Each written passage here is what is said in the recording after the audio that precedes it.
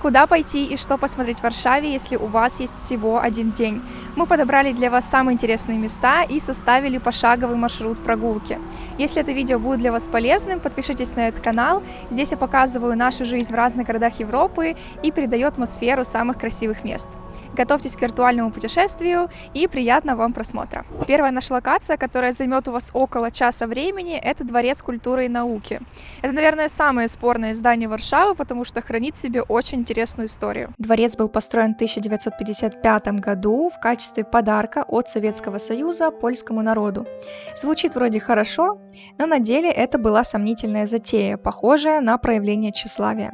Во-первых, это был подарок наполовину, потому что Польша тоже дала много ресурсов для возведения этой громадины. Во-вторых, само здание не очень вписывается в архитектуру Варшавы. Да и вообще, на это строительство ушло очень много сил и ресурсов. Как минимум 13 человек погибли из-за несчастных случаев. И стоило ли оно того? Непонятно. Можете написать в комментариях свое мнение. Тем не менее, Дворец культуры и науки стал одной из самых популярных достопримечательностей Польши. В чем успех? Высота, расположение и виды. Во-первых, это самое высокое здание Польши, 44 этажа, 237 метров. Во-вторых, оно находится в самом центре Варшавы. И в-третьих, наверху здесь открывается панорама на весь город, куда мы с вами и поднимемся. Напротив торгового центра «Золотые террасы» вы можете зайти в информационный центр для туристов. Здесь я, кстати, взяла вот такую брошюрку на украинском языке. Тут можно узнать, в принципе, про экскурсии по городу, про саму Варшаву, куда пойти. Тут вам должны помочь, если вы турист. Здесь мы наглядно можем увидеть схему всего дворца. Здесь есть два театра, кинотеатр, ну я так думаю, кинотека — это кинотеатр, какой-то палац и два музея.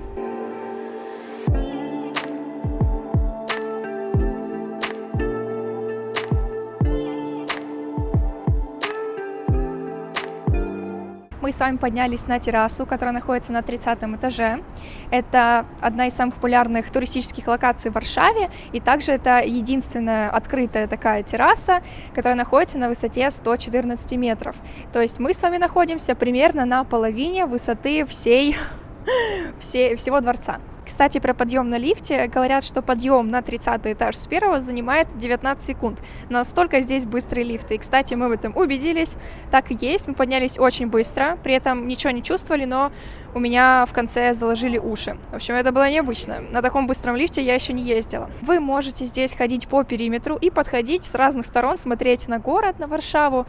Вот сюда вы подходите, здесь такая решетка для безопасности, но в целом терраса открыта за счет того, что здесь нет стекла, и можно посмотреть, так подснять Варшаву вживую.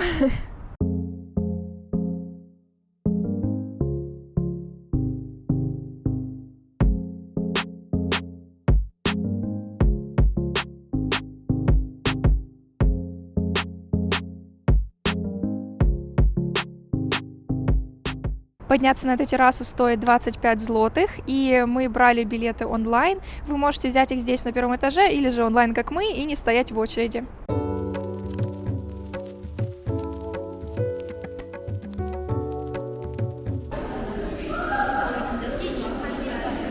Ну а мы продолжаем наше путешествие и телепортируемся в новое место. Теперь мы с вами направляемся к старому городу. К нему можно подъехать, но лучше пойти пешком, так интереснее. Мы сейчас находимся на улице Швик-Такширска, надеюсь, я правильно сказала. Вот так по ней, оттуда туда можете пойти, но мы свернем, потому что нам тот путь понравился больше. Чтобы вы знали, мы поворачиваем на вот такую улицу. Мне сложно читать все названия. Она сама по себе очень красивая, и нас сейчас, кстати, заметает снегом, потому что мы снимаем в другой день, но так атмосфернее. Надеюсь, только наша камера не сдохнет. В общем, идем по этой улице. Мне нравится то, что в Варшаве улицы очень широкие, и на них чувствуешь себя свободно, не тесно.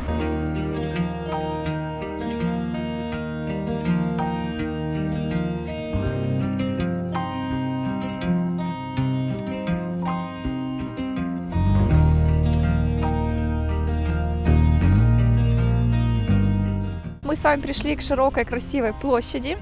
Если пойти туда, то там находится красивый парк с разными скульптурами, фонтаном. Ну, особенно летом, я думаю, парк выглядит очень красиво. Там находятся высотки и церковь, которую мы вам показали. Оттуда мы пришли, и трактор убирает снег, а мы поворачиваем. И там находится старый город. Туда мы с вами и идем. Кстати, насчет транспорта, если вы будете в Польше, в Варшаве один день, то вы, например, можете взять однодневный билет и на этом сэкономить. Или взять, например, билет на выходные, на несколько дней. И фишка этих билетов в том, что вы можете использовать один билет, например, в разных видах транспорта, и неважно, можете делать кучу пересадок. В общем, это выгодно, классно, то, что здесь весь транспорт объединен. И вот, например, мы подходим к автомату, нажимаем, можно, кстати, выбрать украинский язык, нажимаете паперовый квиток, короткострокові, можно взять, например, добові. Например, зона 1, это, я так понимаю, центр Варшавы, стоит 15 злотых. Если взять если взять на 3 дня на ту же зону 1, то будет 36 злотых. Ну, в общем, можете потыкать, взять билеты в таком автомате, билетомате, тут называется так, или взять онлайн, как мы часто это делаем через приложение. Следующая локация, которую я вам советую посетить, это Королевский путь. Он так называется, потому что соединяет 3 бывших королевских резиденции Польши, и это очень красивая улица, здесь каждое здание уникально по-своему, тут можно сделать много разных фотографий красивых, и также здесь находится много ресторанов, где можно поесть.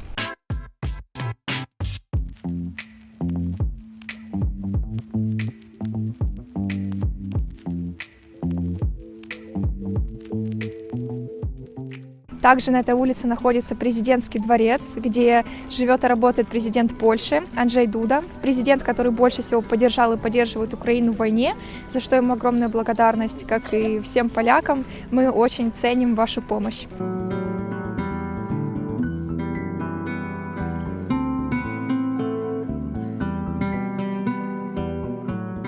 Замковая площадь – это конец Королевского пути и вход в старый город Варшавы. Также здесь находится Королевский замок, но мы к нему подойдем чуть-чуть позже.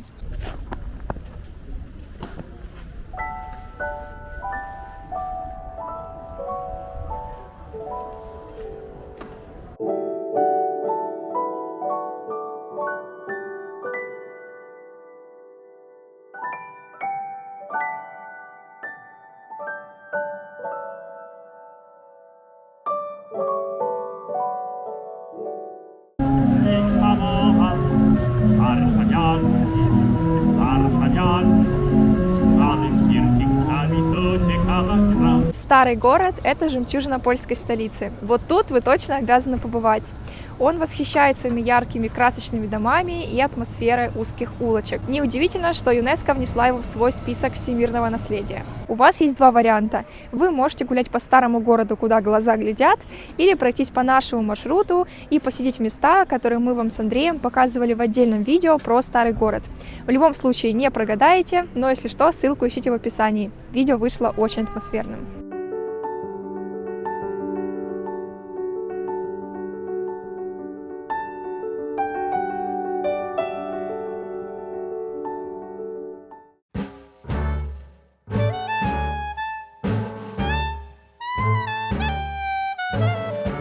Мы с вами пришли в ресторан польской кухни, польские пироги. Это отличное место, чтобы познакомиться с традиционной польской кухней. И пока ждем заказ, могу сказать за сувениры. В старом городе очень много сувенирных магазинов, и вы без проблем можете купить здесь подарки себе и своим близким. Итак, небольшой обзор польских сувениров, что мы взяли себе и на подарок.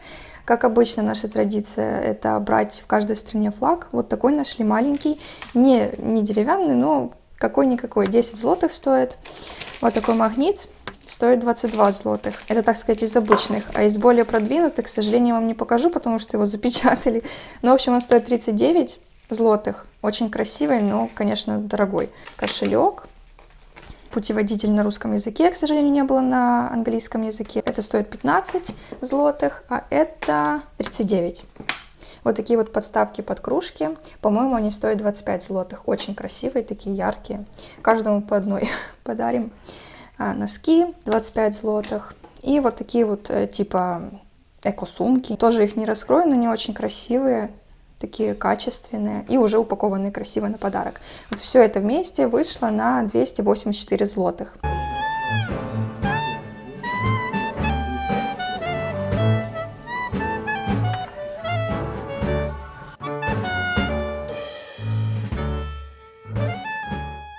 Мы заказали вот такие вот колбаски впервые и, естественно, польские пироги, только со шпинатом в этот раз и со сметаной. В общем, вот эти два блюда вышли на 67 злотых. Ну, в принципе, со шпинатом не так уж и плохо. Итак, это копченая сосиска и сладкий жареный лук с кетчупом. Я попробовал, и мне понравилось. Прикольное блюдо. Также вы можете пойти в Запечек, это тоже ресторан польской кухни. Лично мне больше нравятся польские пироги, но вообще обе эти сети популярны здесь, и вам будет несложно найти их рестораны.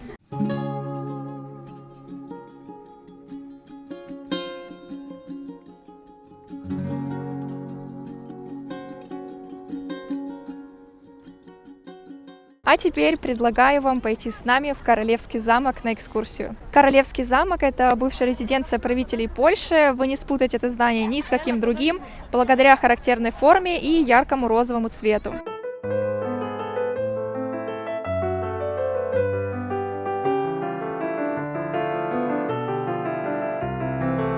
Мы уже зашли в дворец. Кстати, билет стоит 40 злотых, и в него входит аудиогид. Там есть много разных языков, украинский в том числе. Вот нам дали такую штуку, наушники и вот такая вот фиговина, куда можно написать номер комнаты и послушать про нее. Аудиогид нам расскажет, в общем-то, историю. Здесь я буду говорить тихо, потому что тут все слушают, не нужно никого сбивать. И атмосфера здесь такая тихая. Из интересного здесь можно посмотреть на королевские апартаменты, тронный зал и сенаторский зал. В последнем мы сейчас находимся, и именно здесь была принята Конституция 3 мая, первая в Европе и вторая в мире.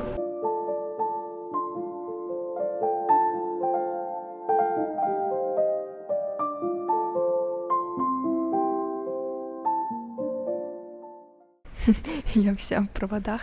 В общем, ходим, слушаем гида. И сейчас вот попали в комнату Каналета, художника знаменитого, который нарисовал много картин Варшавы.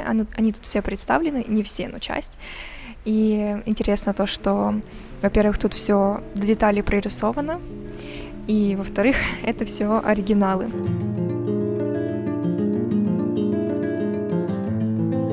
Кстати, благодаря детализации этого художника, именно эти картины использовали для восстановления Варшавы после Второй мировой.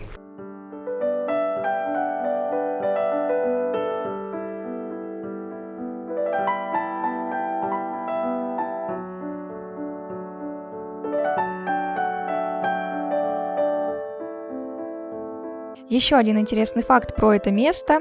В сентябре 1944 года замок был взорван немецкой армией, и решение о его восстановлении было принято только в 1971 году. И только в 1984 году он был открыт для посещения. Мы уже обошли все залы, наконец, потому что я устала, и поделюсь впечатлениями. Место мне очень понравилось. Здесь очень яркие, красивые залы, причем каждый зал отличается от другого.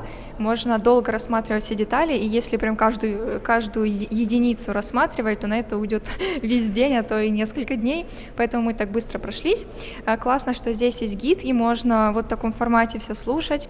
Здесь нет почти надписей, нигде, вот именно только аудиогид. Единственное, он, конечно, часто говорил скучные факты, таким, знаете, обычным языком, как в Википедии написано, я такое не очень люблю, но все равно факты интересные были, картинки и все такое. Мне понравилось. Еще иногда было сопровождение музыкой, что добавляло атмосферы. Еще очень круто то, что, логично, что это место пропитано историей, и можно вот так вот прикоснуться к ней, в буквальном смысле, потому что трогать ничего нельзя. Я там потрогала, мне сказали, ай-яй-яй. В общем, классно, что вот эти все элементы использовали люди из прошлого, картины, там, оригиналы и так далее. И вот этот элемент, когда ты это осознаешь в голове, как-то становится более ценным, то, что ты видишь, и вот это интересно. Также рекомендуем вам выделить час на прогулку в офисном центре столицы. Он находится на остановке метро Рондо-Дашинске. Там вы можете погулять возле варшавских высоток, увидеть офисы знаменитых компаний и насладиться атмосферой современной Варшавы. Ну что, время ужина. Для него мы выбрали очень классную локацию. Если вы любите шопинг и вкусную еду, мы предлагаем вам посетить атмосферное место, которое называется Электровня по Вишле.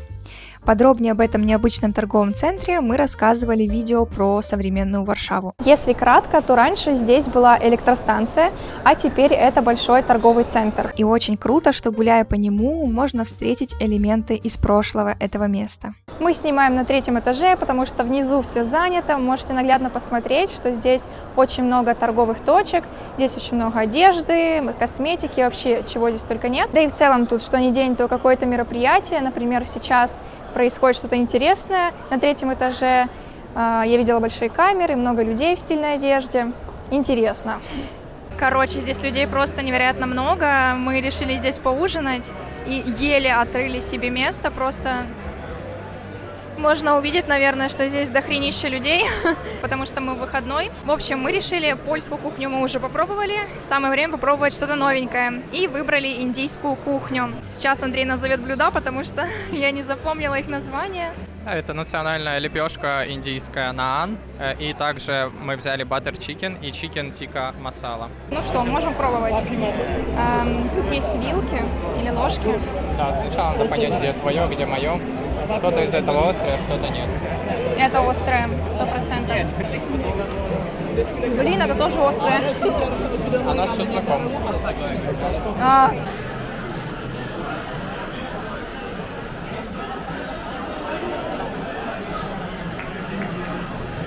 Не доела я до конца, потому что еда оказалась очень острая и сладкая, и при этом жирная. Как бы я не понимаю, что там в Индии едят, но это было очень... не очень. В общем, много не съешь такого. Попробовать прикольно, и мы с Андреем рады, что попробовали что-то новенькое, но есть такое прям полностью много и каждый день точно нет. Что интересного, у Кати в блюде не было перчика, а у меня был, хотя оба блюда были достаточно острые.